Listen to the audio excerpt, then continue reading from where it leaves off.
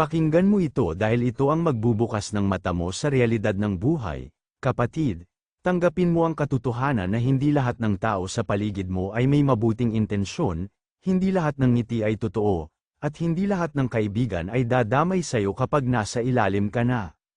Sa mundong ito, marami ang malalapit sa'yo kapag mayroon ka, kapag may maibibigay ka, at kapag maganda ang takbo ng buhay mo. Pero sa oras na bumagsak ka o maubusan, doon mo makikita kung sino ang tunay at sino ang nagpapanggap lang. Ito ang payo ko sa iyo. Matuto kang maging matalino at mapagmasid.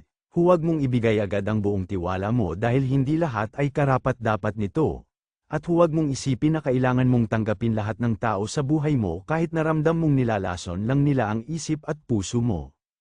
Maging totoo ka sa pakikitungo pero maging maingat din. Dahil ang pagiging mabait ay hindi dapat maging dahilan para maging bulag ka sa masamang ugali ng iba.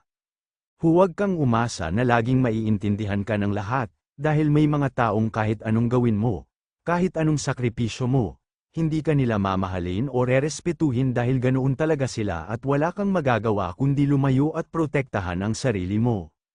Tanggapin mo na normal lang na may mawala, may umalis, at may tumalikod. Dahil bahagi iyon ng paglago at pagtuklas mo kung sino talaga ang pamilya mo at kaibigan mo sa tunay na kahulugan. Huwag kang masyadong magpadala sa emosyon, gamitin mo ang iyong isipan bago ka gumawa ng desisyon, dahil sa huli, ikaw at ikaw lang din ang sasalo sa sarili mo kapag gumuho ang lahat, kaya mas mainam na maging handa at maging matalino kaysa maging inosente at madaling maloko.